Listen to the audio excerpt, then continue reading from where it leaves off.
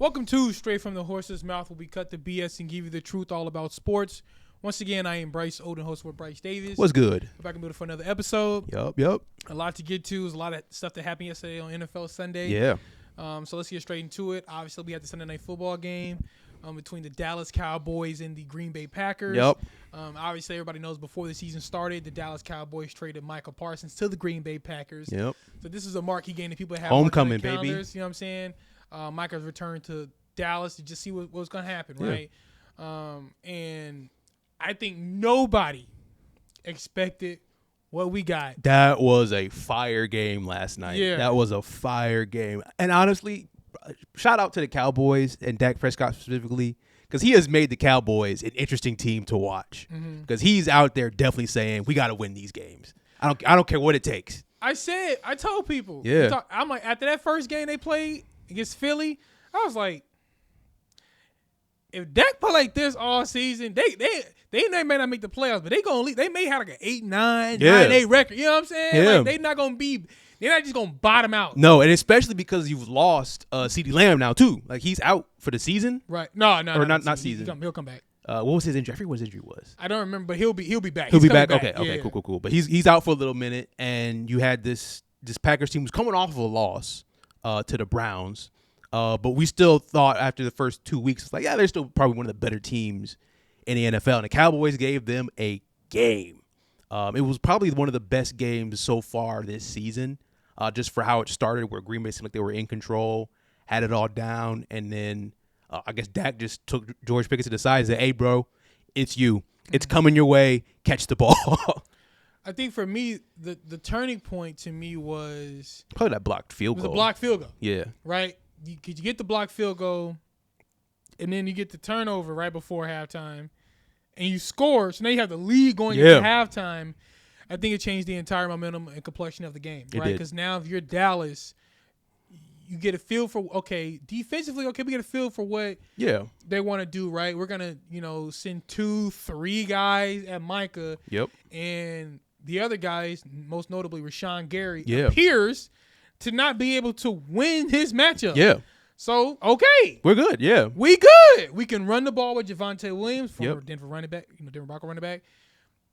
Let's get George Pickens more involved, and let's turn up. Yeah. Let's see what they can do. And I think that on the other side, I think Green Bay also realized, okay, if this is what our defense is going to look like for the rest of this game, then we got to kind of put the turbo boosters on as well. And that's why guys like Romeo Dobbs able to have a big game. Yeah. Had a hat trick, 3 touchdowns. My biggest concern when it came to Green Bay, when it comes to this game, is back-to-back weeks of you going against an opponent that you were superior to, and back-to-back weeks you dropped the game. Yeah. Right? Yeah. It's way too early in the season for you to be playing like this. Exactly. Yeah. That Michael Trae should have jolted a shock of energy into you. That's my biggest problem right now with their defense is adding Micah has not seemed to do much for that pass rush. It still seems like Micah's kind of a fish out of water, where it seems like it's all him or nothing. I don't like that. You definitely need somebody else on the other side of him to feast if he's getting teamed up on, and that's a problem. I don't like that at all. That defensive back end still a little spotty sometimes in the defensive back room. I forgot homeboy name. I don't think it was Nixon. It may have been McDuffie. Whoo, bless his heart. He was getting cooked. Yeah. Don't get me wrong. George Pickens gonna. I mean, I told people. I don't think realize how big he is. He's a big dude. Yeah. When you look out and they, before the play start and they zoom out, he is huge. Yeah. Yeah. And and he gonna make a lot of people look bad. He mossed. Mossed old boy. Yeah. I mean? But I think my thing, if you're Green Bay, is you got to figure out how to get, like you said, consistent pass rush going. Offensively, you got to figure out how to get some consistent momentum. Yeah. Right? It feels like they can move the ball against a lot of teams, but they either stall out or they slow. Their momentum just kind of disappears. Yeah, there's times where Josh Jacobs looks like he's amazing on a drive, and then he's just nowhere to be seen. I don't like that because I think he's a great running back in their system, but it's feast or famine in a game where it's like, all right, he's going, and then you go away from him for too long, and It's just like, what are we doing here? Mm-hmm. My thing is, also at the end of the game, I don't know what the hell What was was going on that? with Green Bay. What was that, bro? First off, I didn't like their lack of urgency. Yeah. That bothered me. That was awful. That was awful. Like, wake up. You know what I'm game's saying? on the line. Yeah. You got to either get a touchdown or tie this game. And it took them way too long to figure out what they were going to do. I'm like, just spike the ball. Right. Spike the ball. And it's just like, they throw it. And you're like, oh, my God. This is how they're going to lose? This is how they lose? So that's coaching right there. Like, hey, this is what we're doing. And I ain't going to lie to you. And I understand it's so early in the season that you don't want to take a loss. But part of me when it comes to Green Bay is like, you ain't want to go for the win? You know what I'm saying? Yeah. You ain't want to go for the kill? Yeah. Like, all right, we not, like, because Dallas will take a moral victory this season. Yeah. They'll take it. Yeah, if Dallas wins 9 games, they're happy this year. That tie is like, cool, we'll take it. Yeah. If you Green Bay, that tie might as well be a loss in that locker room. Absolutely. They're not up there like, hey, awesome. You know what I'm saying? They probably pissed. Yeah. They would be tied. We tied? Yeah. Against Dallas? You know what I'm saying? Like, they probably, so I would have, first I would have been as lackadaisical as Jordan Love was. No. Just like, what are we doing? Looking at the star. Yeah, what's and that's where Jordan Love has to definitely come in his own as a vet. Like, you have to know in the moments what you need to do to make sure that you can salvage whatever couple of seconds you got. That's how the vets operate. Like, okay, I know we got X amount of minutes. I got to get him in range. These are the plays that we usually run to do that. Right. Their 2-minute drill was awful. That's got to change. Another thing with this offense, obviously they're missing 2 key receivers. Yeah. Christian Watson is still out. Jaden Reed is out. So, it's still by committee at this point. Yep. Dobbs, Wicks, and the rookie Matthew Golden. And obviously trying to get Tucker Kraft. He's been having a really good season so far, the tight end. But I would like for them to not be so reliant on the big explosive throw. Yes. I can tell that Jordan Love, when he's out there, that's what he's wanting. Yep. Right? He's that. Again, we talk about the Green Bay history of quarterbacks and how they roll. He's another unorthodox. Mechanics go out the window because of how talented he is. He can kind of he can bounce back off his all over the field. But to me, I feel like Green Bay could have almost killed Dallas by 1,000 cuts if they wanted to. They could have. With the amount of weapons that they have. Yeah. But instead, they kept trying to beat him with the big play. And I think, if you're going to get a team that's inferior to you, they'll take that. 100%. Oh, we can just big play each other to death? Yeah, a shootout. A shootout. Shootouts are great for offenses because it's like, okay, cool. So we're going band for band. Yeah. And I just got to make sure I go last. Mm-hmm. And I don't like that type of that offensive structure. Especially if you think about it, right? If I know, let's just say I'm going against Dallas defense. Yeah. And I know that they can't stop us. I know they can't stop us. Yeah. I'm going to take this slow. I'm going to take my sweet ass time. I'm going to keep my defense, who also can't seem to stop y'all. Yeah. Keep them off the field. Yep. You know what I mean? Yep. We going to run this clock, and then hopefully we get to the red zone. We strike and we do what we do because you guys are piss poor. Yeah. Defense or whatever. Offense or whatever. Defense. But I felt like they just kept trying to go for the home run ball. So that's why we end up getting 80 points between both teams. You know what I'm saying? But I think Dallas, I'm starting to like homeboy. I told you it was too soon. Yeah, it was too soon. You was right. I gotta recant my statement. I gotta rescind my statement. Schottenheimer, you are doing a very solid job right now as the Dallas head coach. I said he's too wet. It's too early. Yeah, it's too early. You was right. You was right. I mean? So we'll see what happens for them the rest of the season. Obviously, during that game, there was anticipation at halftime about what would take place as far as the Super Bowl halftime show. Yes. There's a lot of speculation about who could be, I know I floated out it being possibly Jay-Z. I saw Streets with St. Adele, so I was like, I could see that. Right. I could see that. We both saw, it could have been Miley Cyrus. Name was floated out there. But ultimately, it came down to Bad Bunny. Bad Bunny will be the halftime performer of this upcoming Super Bowl. Yeah. Your thoughts on? I'm excited. Really? I'm very excited because Benito hosting. Yeah. I've listened to his music. I do like his music. I've never done a deep dive on it. So this would kind of be for me. This would be like, what a Bad Bunny concert kind of feel like and look like out there. Mm-hmm. The fact that it's happening in San Francisco is a big boom because they got a lot of Hispanic fans. Mm-hmm. San Francisco does. So that's going to bring a lot of eyes to it. I'm definitely thinking that this was definitely a move by the NFL to try to raise their profile in a Latin-speaking world because they got a lot of fans in that world. We've done two games down in Brazil. So this should be interesting. I like it. I like it a lot. with everything that's going on in the country, is an interesting choice. It is a very interesting choice. You know, everything that's going on with immigration and ICE and all that for Bad Bunny, a guy who, instead of going on tour, opted to have a Puerto Rican residency because of fear of what could happen if people came to his concerts in the United States, right? Yeah. You know, they could cop out and, you know what I mean? Yeah. I could just show up and start grabbing people. Yeah. That would have ruined the whole vibe. You know, he's spoken out about things of like that. So him having that stage, I'm curious what he's going to do with it. We could get 2 political statements in 2 Super Bowls. That's what I said. Kendrick showed that, hey, the NFL, they'll let you get it off. Yeah. You know what I'm saying? So, in Bad Bunny, he can be slick about it. He can just put it in another language. Exactly. We wouldn't know. We would not know at all. He's like, yeah. I said, what does that say?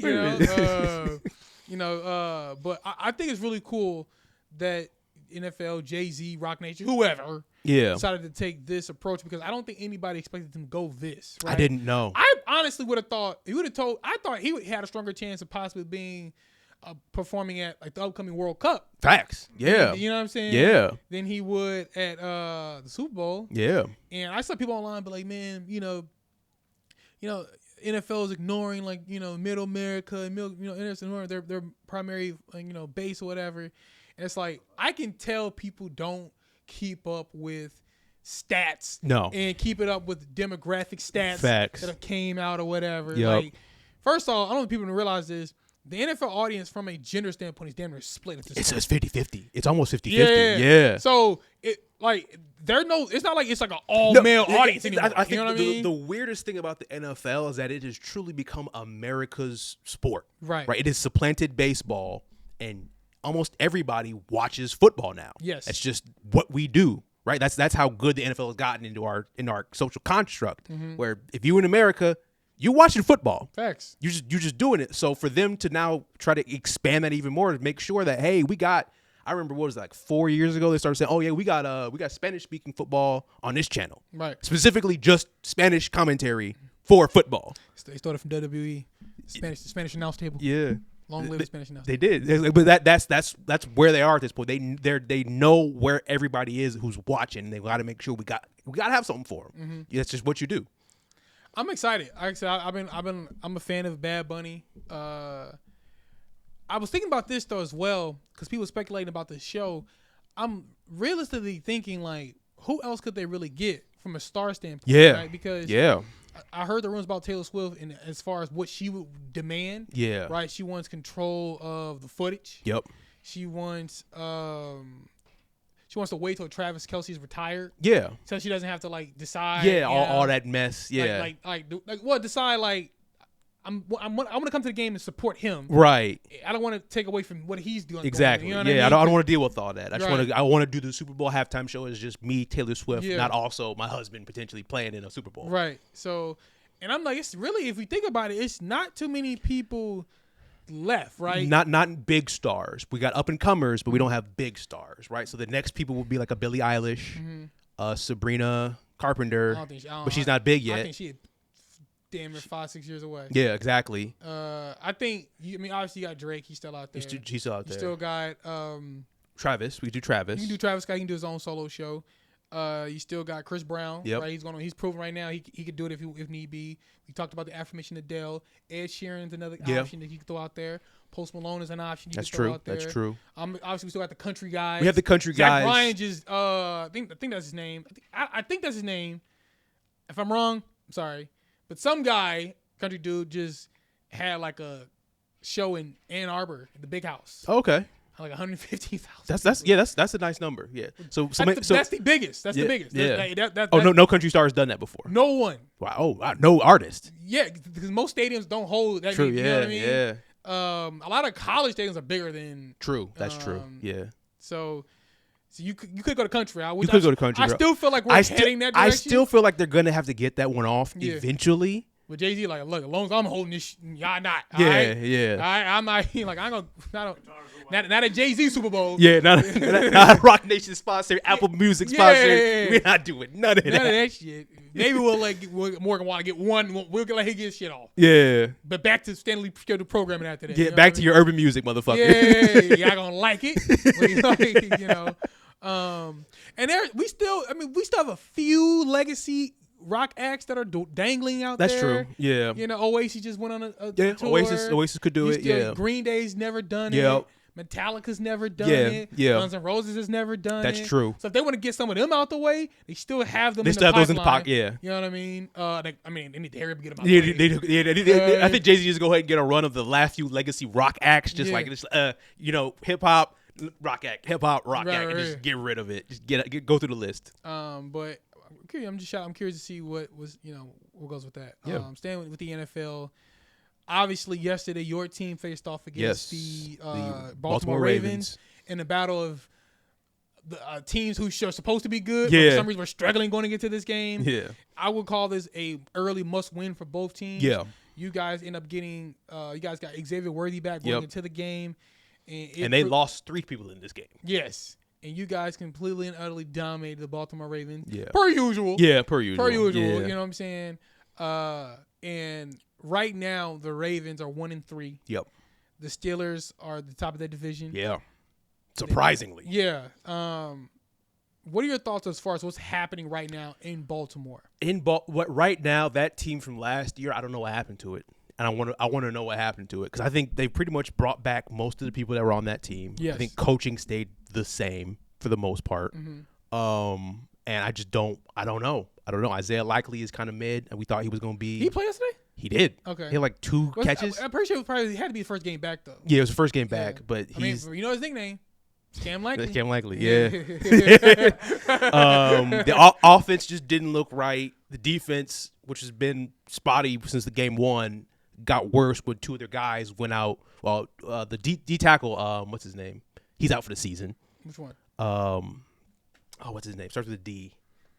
Dominic or The tackle? Yeah, the tackle, defensive tackle. Okay. But he's out for the season. I saw now. because when I turned on the game on, Van Noy's been out. Yeah, Van Noy's been out. I saw Roquan on the Smith in street clothes. Yep. Another guy was already. Hamilton went out early, calf. Yeah, okay. There was one of the big dudes. He been out. I forgot the guy's name now. I think that's what I'm talking I about. think he got an African name. He does. But he's been out though. He's been out. For the season? But now it's done. Damn. Yeah, he's out for the season now. So this is gonna get worse before I think it gets better. But even if they come back, even when they get healthy, I'm still not sure what this team is. That's my biggest problem now is I don't know what this team is fully healthy. Because if the defense is just not playing well, then that's coaching. Nate Wiggins got hurt at the end of the game too. Yeah, he did. Yeah. Yeah. So the defense isn't playing well, even when they're healthy. Then the season's a wrap. It looks like that offensive line definitely is going to need some help because we were able to get to him, and we're not a great pass rush team. Didn't Stanley get hurt too? Ronnie Stanley? Yeah, Ryan Stanley got hurt. So it's a mess right now. I'm just wondering if maybe this season's a wash for them. Maybe they make it into the playoffs, but it's a wild card berth and they're out. I think this is it for John Harbaugh. I think it's over. I just don't know what else he brings to this team. He's not he's obviously his skill set has never been offense. No. He's just kind of been a good coach, so to speak. Yes. And remember, his job was in peril prior to Lamar becoming. That's true. Them drafting Lamar and him saving his job. And as we continue to go forward, I'm not sure what is he going to do? Yeah. You know what I'm saying? What are you going to lean on? You're like nothing. Nothing. Right? Yeah. Especially if Lamar's out. Yeah. Backup is Cooper Rush. You cook. Yeah. You know what I mean? So I think this is it for John Harbaugh. I think if they bottom out, I think he should be let go. I think he should be fired. Bringing a new voice, start a new era for Baltimore. Yeah. I mean, happened to the previous guy. Brian Billick won a Super Bowl. Yeah. He won a championship, right, with the 2000 Ravens team, and eventually he got fired as well. And that's how John Harbaugh got brought in. I think that he did as best he could, right? Won a lot of games, kept the Ravens very respectable. Yeah. You know what I mean? But I just think that it's time for a new voice in that locker room. I think it's time for a complete overhaul in general. You know what I'm saying? Because the defense has pretty much been has just digressed. Not last year, but the year before, they was elite. Yeah. You know what I'm saying? Yeah. 2 years ago, they were elite, right? But now they're just not it. No, the defense just not. It's not cutting it. Their cheeks. Yep. You know what I mean? Yeah. There's no excuse for it. Right. There's no excuse. Because all these dudes, the roster itself, in terms of names and ability, is good. Yes. Like I would not take that away from them. But just the way they've been operating just doesn't look good at all. Yeah. So for me, that's the main issue. Harbaugh got to go. Speaking of another guy who probably wants to go, AJ Brown. AJ Brown. Yeah. You know, the Eagles are undefeated. They're undefeated. Yeah. But they're looking like us right now. Yeah. They're looking like us last year. And they look like the Eagles from the year before. Yeah. Remember that? That's that true. team went like 10, 11, You're and right. 0. Yeah. But was fool's gold. Yep. Fraud alert. Yep. Fraud alert. And they end up. I think they lost to Buffalo. Yes, they did. Lost to Buffalo, and then that kind of started their snowball effect. And then they was one and done. Right. Yeah. Last year they was struggling, but then Sirianni shaved his head or whatever. Yeah, whatever. Yeah. But this year, they're good, but they're not great. No. Saquon isn't Saquon. No. The offense is putrid at this point. Yeah. One person they're able to seem to get going is Dallas Goedert. Yeah. You know, Brown's not really getting that many targets. He got targeted 9 times, but it was just like, Yeah. You know, Devontae Smith really is getting the ball. And now you see A.J. Brown with his passive-aggressive ass. Yep. You know what I'm saying? Tweeting, you know, posting stories and all that kind of stuff. I think it's only a matter of time before this team just completely just kind of unravels. Yeah. But what are your thoughts on what's going on with the Philadelphia Eagles, who are still, as of this moment, they are undefeated, but there is a problem when a team is undefeated, but it just doesn't look good, right? We can think of the Steelers in, was that 2019 or 2018? The COVID season. The COVID season, yeah. It's like that season was like, oh, they were undefeated, but everyone was like, this is not going to last. I feel the Eagles are on that same trajectory. I just don't.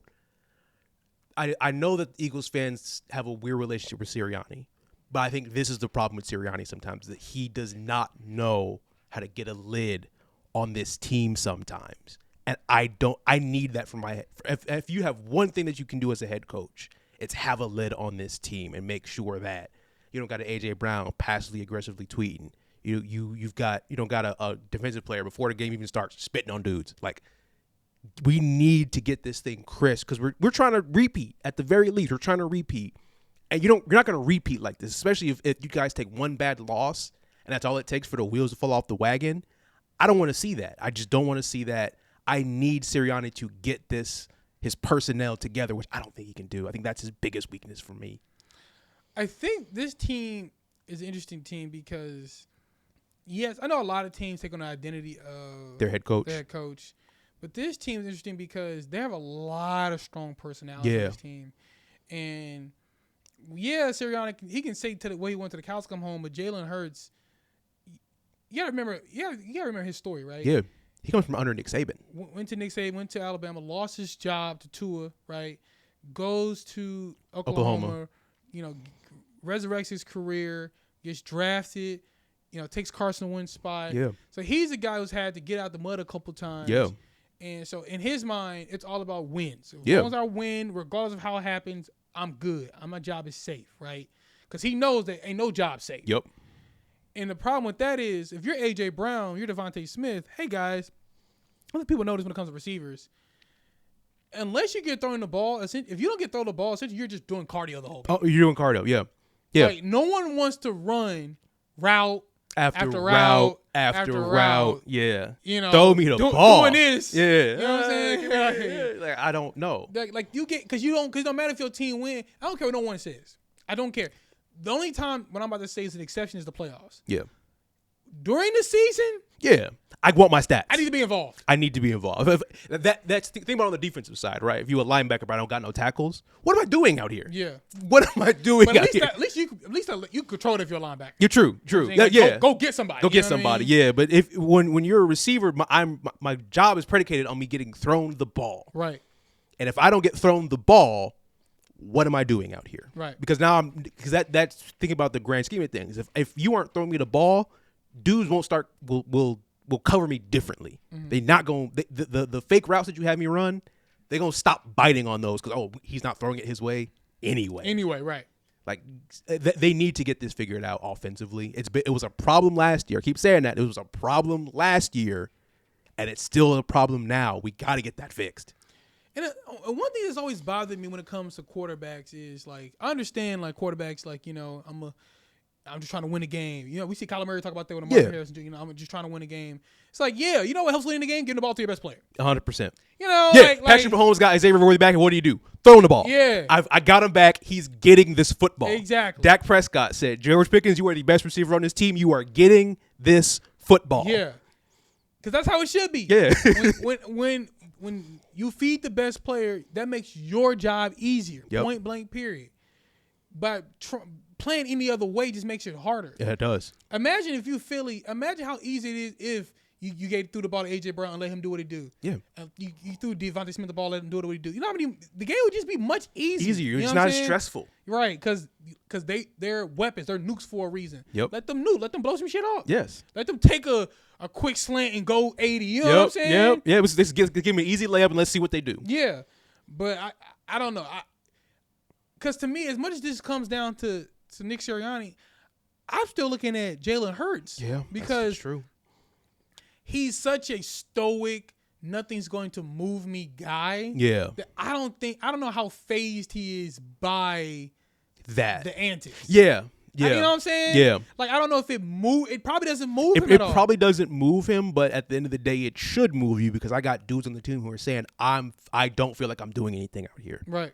And that's a problem. You do need to be able to speak with your receivers and be like, yo, I see you. I will get you this ball. And if you're a real captain of the team, you have a real pulse for the team. You said you hit it on the head. This took place last year. Yeah. Right? So you should have already known going into the season what time it was. Yeah. And what we weren't going to do. Yeah. Right? We're not going to have a repeat of last year. But we're coming back. Our main focus is repeating. Yep. Point blank, period. That's the one goal. We're going to do everything in our power to get back to Super Bowl. Let's make this as seamless as possible. You know what I'm saying?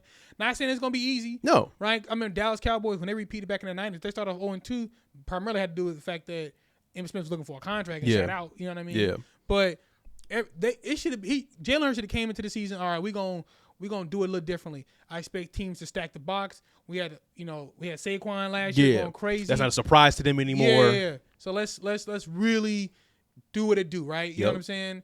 And it seems like instead they're just trying to just lean on like the tush push. Yeah. And their defense and all that kind of stuff. And I don't know. I like the Eagles a lot. They're I do. So talented. They're very talented. One of the best rosters in the NFL. Probably the best. But I feel like there's some stubbornness at the quarterback position. And I feel like there's a lack of institutional control at the head coaching position, which can lead to a potential political. This is just politics. A potential just bad situation for the end of the season. Yeah. A potential implosion. Yeah. So to speak. Last topic of the day, going to the NBA side. A random beef. Very random. Patrick Beverley versus Trae Young. Yeah, battle of the mid, baby. A little bit above mid. Well, so that's the problem. That's the problem with this beef. Well, one guy is trying to bring one guy down to the mid level. True. And the other guy is like, no, you're at the mid level. I'm a max player. Yeah. You need to stop talking accordingly. Yeah. So anybody who doesn't know, Patrick Beverley went on his podcast. His podcast, yeah. And was talking about the Hawks and Trae Young and, said some disparaging things about Trae Young and won't win and all this kind of stuff. And Trae Young, barked back at him and all that kind of stuff, rightfully so. And then Patrick Beverley came back at him and all that things. And they just been going back and forth, right? Yeah. Patrick Beverley said he talks to guys in Atlanta and said they don't even want to play in Atlanta. He said that he's been to the playoffs more times than Trae Young and things of that nature. He's won more. Your thoughts on the beef between Trae Young and? Well, I'm Team Trae Young, easily. As much as I like Patrick Beverley and what he did as a basketball player, there's a reason you playing overseas. Did he ever play for y'all? I don't think he played for the Bulls. Okay. I don't think he played for the Bulls, but he did a stint around us. What does that mean? He played on a bunch of teams around us. Like he was in Minnesota. He was. I think he was with Milwaukee for a little bit. Oh, I don't know. I can't confirm that. I think he was. Yeah. He was with Milwaukee for a little bit. I think he was with Indiana. No, he never played in Indiana. I don't remember all his stints. I know Houston. I know Houston. Clippers. Yes, Clippers. Yes. He was with the Clippers for a long time. He was. I also remember Minnesota. Yeah. I remember. It says y'all. He did play for I them. knew it, Really? bro. Because in my head, When? I can see him in a jersey. 2023. I can see him in a jersey, I don't bro. remember that season at all. I'm like, for some reason, him in a Bills jersey just sticking out. Yeah, I'm like, I seen that shit before. Because he then went to the Lakers. Okay. Oh, he did play for. Okay. Yep, that's right. Did play? I think he won a championship with them. No, he wasn't on that championship team. That was not that team. Who was all his teams? Austin, So we have Houston Rockets, Houston, Minnesota, LA, Clippers, Chicago, Bulls, Philadelphia, Sixers, Wait, what there? Milwaukee, Bucks. and then there's like some overseas. Okay, yeah, he did go overseas last year. Yep. Okay. And he said the Lakers. He went to the Lakers. One of those seasons split. Yeah, so To the Bulls season. then he went to the Lakers. Okay. Yeah, so he was Yeah. around y'all and in y'all. Yeah. Nasty. That's nasty work. That's disgusting. That's disgusting. I feel violated. I do feel violated. That's disgusting. Y'all got Beverley. But yeah, it's just one of those things where it's like, dog, like you talk about going to the playoffs, like, but you wasn't Trae Young carrying a team to the Eastern Conference Finals. Right. You was just a role player, dog. Like, Right. let's be real here. Yeah. Right? Trae Young embarrassed Ben Simmons. Ended his career. It ended it. It was done. You've never done that to anybody, Yeah. dog. You tried Russell Westbrook in his career. It didn't Yeah, work. you did. You did try. You did try at Houston. We never forgave you for that. Right. But like, come on, dog. Like, you are a very solid basketball player. Give me 20 any day of the week. You bust my ass. I know he would. But come on now. Trae Young is just above you for a reason. I would still. I'd have him on my team. Shoot. Get rid of all the guards we got. Just give me Trae Young on the Bulls. I'd love it. Mm-hmm. Give me that. I'm not doing that for you. I'm not doing that. Let's just come on now. It's funny.